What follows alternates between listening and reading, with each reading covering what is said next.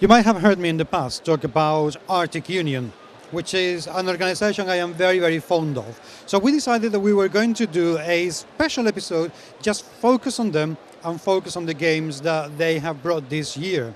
So welcome to the Artic Union special of GMS Magazine at Spiel 2013.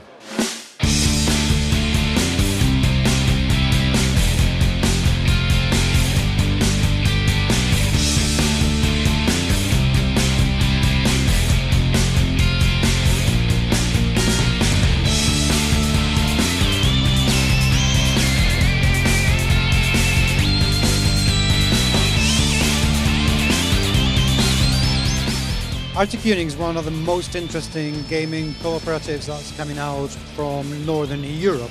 And I'm very interested to finding out a lot more as to how it's organized and how it's done. So I have with me Juha Salmijärvi, who's a veteran of Spiel, a veteran of Artic Union, and the man with the know. You had told me a little bit about Artic Union itself as an organization. How long has it been going on? 3 years ago, we were first time here in the Essen, but before that Dragon Dawn, Hyptic and I think Mind Warriors from Finland had been here already. So 3 years ago we started to think that we could really cooperate with this stuff. So these companies before us had to do some kind of things together, but then Timo Multamäki from Dragon Dawn was one of the main guys to actually put us all together.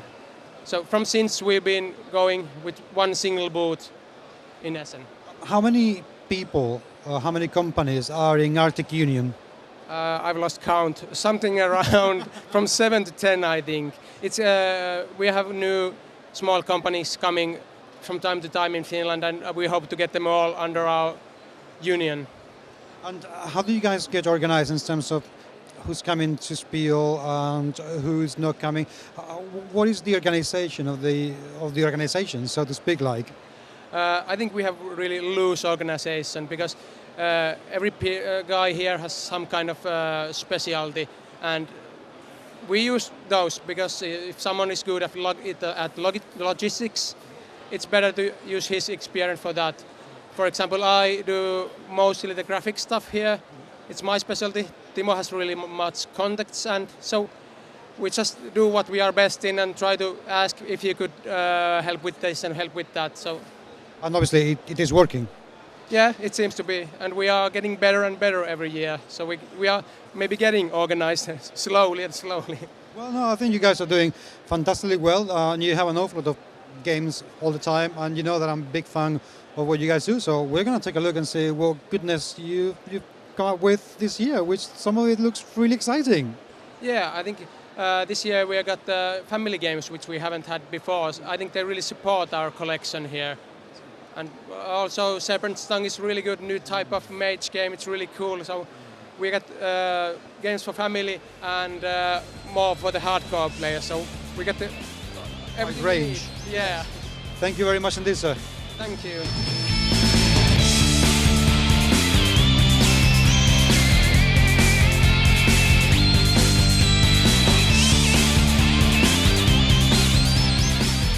With me now I have Eero, who is from RollD6 Games. They have their own games within Artic Union, but I don't know much about your games, Eero, so tell me all about you. What have you brought to Spiel this year? So what we have this year are our games which are already in production, which you find behind me. We have family games which we've already produced. We have one game which is called Jaa Sulaa, which is finished for ice melts. So what you try to do in this game is save penguin families. You have mother penguins and baby penguins, and you have to get the baby penguins to safety around their mother. The way that it works is the entire board is filled with ice blocks, right, which are small hexatiles out of cardboard. So a player flips over the hexatile, and either it's blank or it has an action on the other side. Actions can include, for example, a sun, which will melt more ice around, or a fish, which will give penguins extra movements. There's also things like a killer whale, which will scare a baby penguin all the way to the other side of the board. That sounds really cool. Is it as family-friendly as it sounds, or is there an element there of nastiness and bugging the other players? That is depending on the player group. But yeah, definitely. When real gamers get together and they really start to strategize, they try to block each other out and stuff, and it gets really competitive over that in that way. Yeah. It also sounds like, although it doesn't seem to have an awful lot of rules to it, but there seems to be quite an element of a strategy within the game to actually what tile to get out, where to move in order to avoid whales and stuff like that. How does it play from the strategic point of view? The strategic point of view is really, because there's one element which really opens up the game at the end, is when ice tiles are freed up around. So when an ice tile is basically an open ice, the ice tile can then float to the next set of ice blocks. So what you really need to do is, because at the end of the game, movements can be huge and really big. So you really have to look forward constantly while playing to see that when in the end of the game you're doing these big movements that you can get together. And the mother penguin obviously has to be in a central place because the babies need to get around the mother penguin to safety, not vice versa. If the mother penguin's somewhere in a corner, you can only get a couple babies to safety. Plus, if you get other penguin babies around your mother, they'll count against you. No, there's quite a lot to think about. Now, that's not the only game you have. You've got other interesting games. What else have you brought? What else we have is, well, we have a couple games which will be released Q1 2014. So what we have is, for example, Troll Hunt, which is a game in which players try to cast the light from their lantern into a troll's eyes to turn the troll to stone. So the player who gets the most trolls turned to stone will win. Now, the way that you guide your light is using mirrors. You use mirrors and you use a prism, and you can use other players' mirrors to then guide your light. But the light source that was the original, so the lantern, which is the source of the light, which casts the light into the troll's eyes, is the one who gets the troll stone then. That sounds fantastic. How do you come up with the idea, and how has the production process been like for a game like that? Because that is a very, very, I mean, I haven't seen, that's not true, I've seen once a game that played with light. Yep. Tell me a bit of the origins of the games. So the light is actually cardboard pieces. So the light is not physical light, but the light is depicted with the cardboard pieces, and the mirrors then show what angle the light comes at. Now, because what RollD6's concept actually is, we work with Finnish local designers, and we make games out of their own ideas. So we don't actually design the games from the get-go, but we take their ideas, we work with them, and we work on their ideas to create really fun games. So for example, Troll Hunt, what happened with that is, the guy who actually designed it is, from what I remember, he is a professor in a mathematics university. So that's how he really came up with the physics of the whole thing, of the bending the light in certain angles, and then he set up the mirrors in ways that you can only bounce it from there and there and there. And so that's really how he came up with it. And then we are more of the thematic side and more of working on that. And then we made it, so that it's actually a game which doesn't take hours upon hours of, just thinking of strategizing. We made it so that it's actually fun to play, I think, too. That sounds absolutely fantastic. I mean, I'm going to be keeping a big, massive eye on that. Is that the only next thing that you're working on? Or what else have you got? Because I'm hooked now, so I need to know more. So we have a card game called Kyoto, in which you play energy companies, and you have set amounts of production quota that you have to fill during each phase. So phases are, the deck is split into 3, and during the first phase, for example, you have to produce a certain amount of energy using natural resources that are available to you in the game. So you have coal, you have oil, you have gas, you have uranium and such. The way that it works is, you first can just build sets and you score them onto the table in decks, but at the end of certain phases, you are fined for certain pollution that you created. So for example, coal, which is a large pollutant, gives you more fines, and the fines will then count against you. Also, if you have not met your production quota, you will be deducted points for that amount of time that you have not filled your production quota for. So there's still also an awful lot to that game. Yeah, it adds a lot, and really you have to keep an eye for not polluting a lot and meeting your production quota at the same time. And also then you obviously have to beat the other guy's production in that sense. So there's a lot of tactics which go into it. You can either just be like, I'll be a massive producer of energy and you'll do everything and then you'll just pollute the heck out of the whole game. Or, you could be more environmentally friendly and think, hey, I don't want to pollute much. That sounds like real life. That is. That's what it's based on. It's based on real life. Eero, thank you very much indeed. I can see that you guys are busy as ever in the booth, which is absolutely fantastic to see. Best of luck for the show. I really hope it continues to being as good as it has been so far. Thank you. Thank you very much.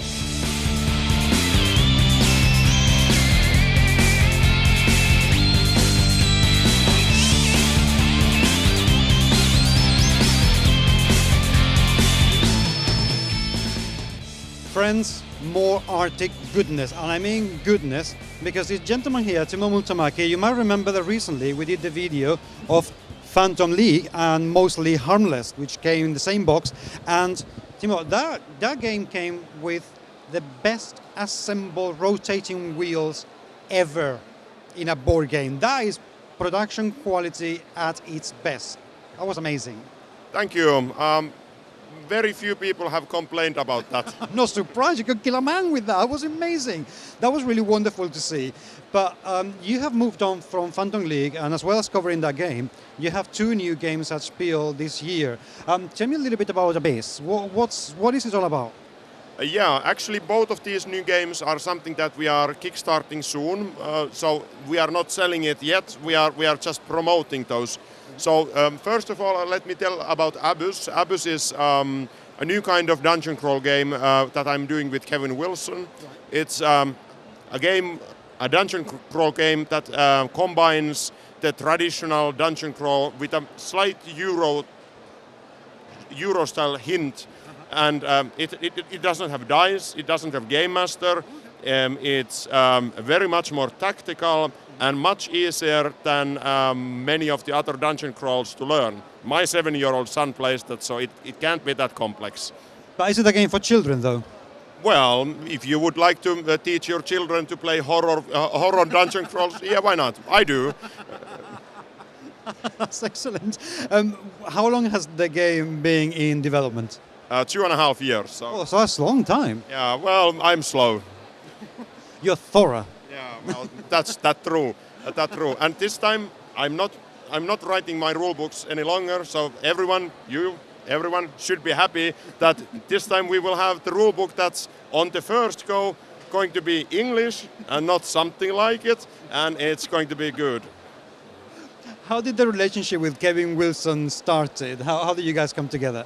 Well, we were lucky enough to have him in Ropecon as the guest of honor last summer, and there Kevin made the magical word of saying that, yeah, I would be interested of having some more work. So it took maybe 10 minutes for me to think like work. Yeah, I have something. That sounds brilliant. And when are you planning to have the Kickstarter out? Is it imminent, or do you have to still wait a few weeks? 1st of April is the starting time on the Abyss, very likely. So there's still a bit of time to refine the game and make it even better. Well, I think that the refining that we need to do is to sculpt the remaining miniatures and then do, let's say, the video, for instance. But the game mechanics and of course the graphics at the moment are preliminary, so that graphics takes time. I presume is the game already in the board game geek so people can start taking a look at it, or is it going to be soon? It was submitted yesterday, so let's see when it's actually going to appear soon. Yeah, fingers crossed by the time the video is out. Yeah. Fingers crossed it will be out. And also Black Hat. What's because there are 2, by the looks of it, completely different games. Well, maybe I'm having 2 different mindsets then. Sometimes I tend to do the dark things and horrors and whatnot, and sometimes I'm just only a hacker, right? Yeah. So on Black Hat, it's a nice, new, refreshing kind of combination of games as well. Remember, on Abyss we had a rondel on a miniature game. Yeah. This time we have a trick-taking game, which is a board game. So this is a trick-taking board game where tricks are having different value based on what's happening on the board. So it's a trick-taking game where you have also social aspect, because you really need to see what the others are doing, and sometimes, let's say, stealing a trick from you is more worth than anything else. So just to piss you off, it's so fun. No, that's my kind of game. I like that kind of game a lot. Is it also going to be coming out in Kickstarter? Yes, in January. Oh, the size even sooner. Yes. It's Black Hat is production ready per today. So the only thing that we need is 7 different pieces of art that have already all been contracted. So it's just that someone needs to do a little bit of drawing. That was just a little bit of a hint. Now, what else are you working on? Because knowing what I know about you probably have not stopped working on new things just because you have 2 games coming out. No, that would be unheard of. Yeah, that's true. Of course, there will be one day something more on the Phantom League. So that's what we have next after these 2 in the pipeline. Many people have asked that why didn't we have this year a new expansion? Well, I couldn't make it. Abus and Black Hat is all we were able to do. Next year's new thing in Essen hopefully is that we will have then the prototype of the next part of Phantom League. I'm really relieved that you're not leaving Phantom League because, I mean, fans. Well, no, it's a jolly good game. I mean, it's a really, really terrific game. I agree, the rules were very difficult to understand. Yeah, I'm not going to lie about that. But once you get over that... This is something that I have to show you. Yeah. A proper set of German rules. This is unheard of. And it's, 48 pages. And it's written in a proper language even. And not by me. Which is absolutely fantastic news. I'm so thrilled to see you guys coming out with the new games. I'm so happy that Phantom League is still out and about and doing strong because it should be a very, very well-known game. It's a very good fun. The production is second to none. I cannot praise it enough. It's absolutely fantastic. So I can wait for more expansions and more Phantom League goodness. It would be wonderful to have it on the table again. Yes, thank you, and thanks to having you here. It's really great to have people covering these sort of small games from a small country. Always a pleasure, believe me, always is. Thank you. Thank you.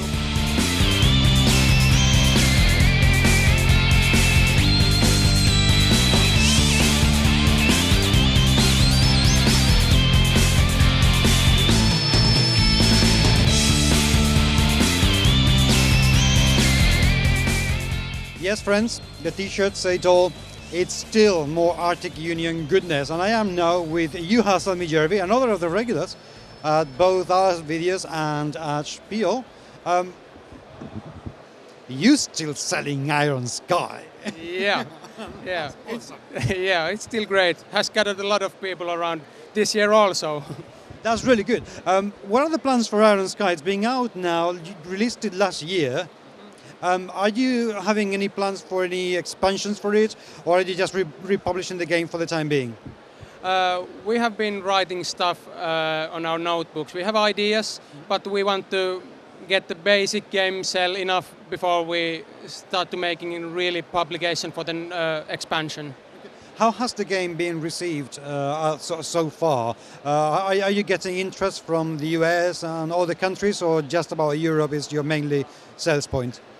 We actually have games sold in Canada, US, Japan and everything between in the European countries. So we have got a little foothold on every possible corner of the earth. That sounds pretty good. That's exactly... For those people out there who may not know, I doubt there are many, but just in case there is anyone out there who doesn't know about Iron Sky, give us a bit of an intro. What does it do? What is it all about? Yeah.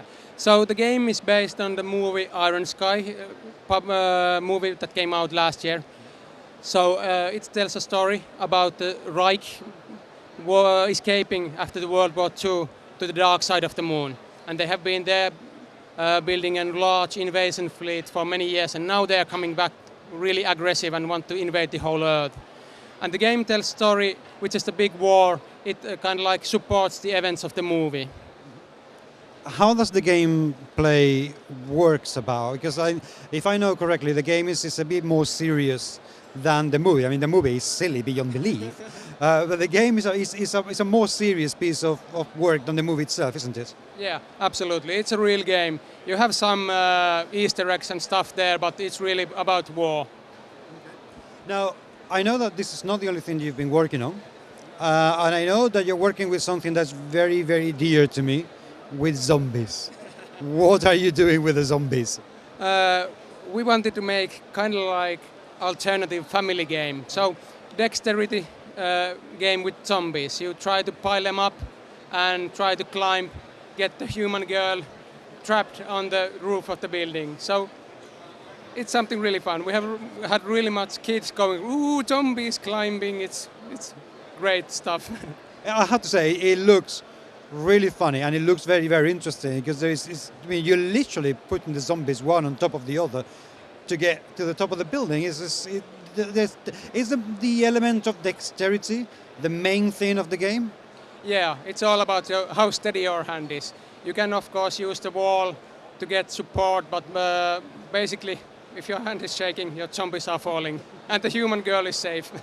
So you have to be really not drunk to play this game. Well, it would add a certain element to the game. Now, you want to get this game out in Kickstarter. Yeah. When are you planning to get that Kickstarter started? At the start of next year, maybe January, at least February. If in the meantime people are interested in taking a look at what you've done and what the game is going to be all about, where can they find information about it? From our Facebook site or, of course, from www.revisionsgames.com. So we will publish some pictures and background stories. We are actually making a movie trailer about the story of the game. Something really good is coming. So, and knowing you, I know it will be something really cool coming. Something crazy Finnish stuff. Yes. And you also are working on Pandemonium, yeah. Literally. Yeah, Pandemonium is our tactical supernatural steampunk game. It's at the prototype stage at this moment. We are trying to get as much feedback as possible to make the game perfect for the publication. So it's a story about supernatural beings which will come back to Earth, trying to get people fear them again. And I mean, you're literally playtesting the game here at Spiel. People are coming and playing the games, and you're gathering the feedback from the public, not just from friends or family. No, it's one of our strategies for the revision games. We want to have actual feedback from actual players and as many different types of players as possible, because you can get so different ideas, and really people can find some bad ideas you didn't even notice. So it's really important to have the game good, tested really well. And so far, what's been the best piece of feedback that you have got about the game? What would I say?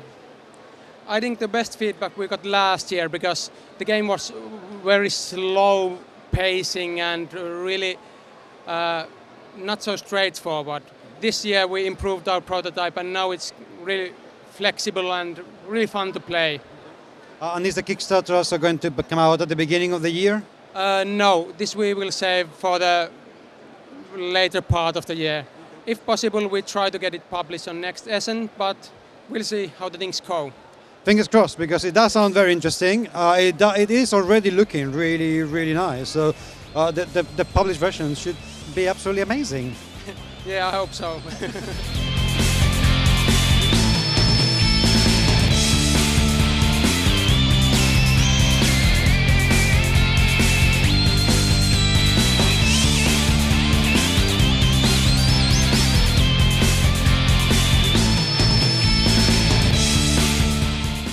Don't think for a second that just because these are the last guys that we have interviews on the list. No, they are not.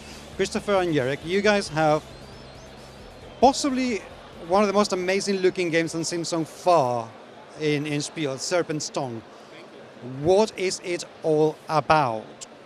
Well, Serpent's Tongue is a spellcasting simulation game where we try to break the fourth wall so that the player actually experiences, even for just a fleeting moment, what it's like to really be a magi, or what it's really like to be a mage. So in order to do that, we gave them actual leather spellbooks that they will build a unique spellbook out of 27 different spells of different levels of difficulty, combine it with a magical specialization, an artifact, and then cast those spells in solo play matches, competitive matches, cooperative adventures, but most importantly, they don't just play these cards because this is a true spellcasting simulation. They actually cast the spells using a fully functioning language of magic that was designed for the game. That sounds insane. Yeah, this could be possibly the geekiest game in the world. That's quite a claim. It's insane. It's a very sane game. Oh, well, yeah. Then you'll know. Story of the game. Where did it come from? What's the genesis of this game? It began with us trying to, once again, sort of break the fourth wall. Unbound Games is always trying to recapture these sort of pivotal gaming experiences that we had throughout our lives, which always turned out to be the ones where, for a brief moment, we were completely in the game, where our imagination was completely enthralled by the game, and it was almost like we look back on those memories as if they are real memories. You know what I mean? We have actual emotional impact from them. So we wanted to create that. And in order to do that, we decided we wanted to create a game where actual skills involved, not in the game, but outside the game. And thus, in Serpent's Tongue, your ability to speak the language of magic actually increases your ability in the game itself and increases your power. Oh, now that sounds interesting. What has been the production process being like? Because this game has been very, very neatly produced. How do you guys do it? We started 1.5 years ago after Kickstarter finished, and we started our cooperation over the seas, 9-hour difference. Quite hard to find your hours, similar hours, and then to go into how it should look like. And for me, my part is to figure out what's the best look for the game. And after very many iterations, it actually came to this point that, okay, now we have a flow of this thing, and then we can go deeper and deeper and give more immersion through the graphics as well. So it's not just like the game mechanics, but also the graphics try to immerse you. It's just like a role-playing experience that you actually remember what Atomic Strike looks like.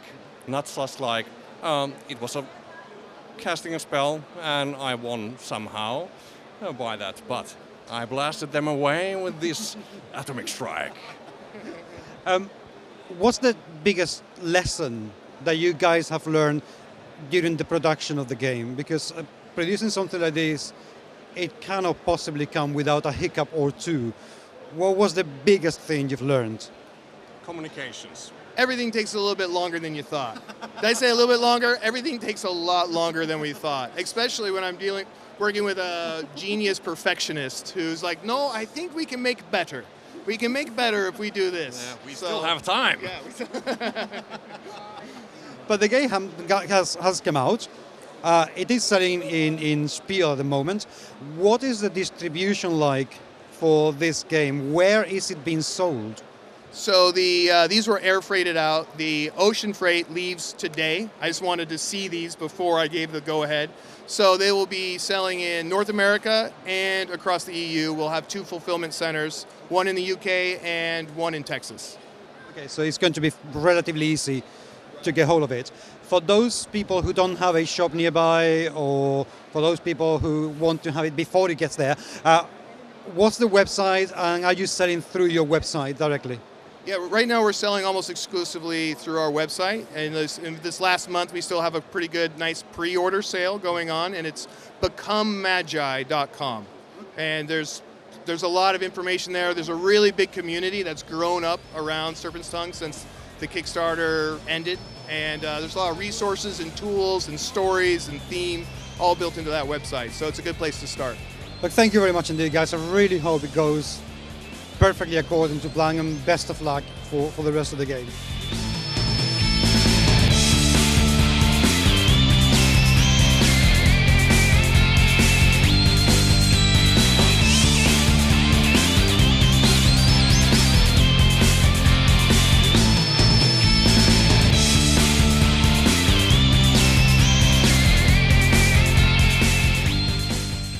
Yes, this is it for now. We have a great deal more still to offer. Spiel is nowhere near being finished, and neither am I, and neither is my cameraman. So don't go too far away. We will be back very shortly to bring you more interviews, which hopefully you will enjoy as much as we are enjoying making them. Come back soon.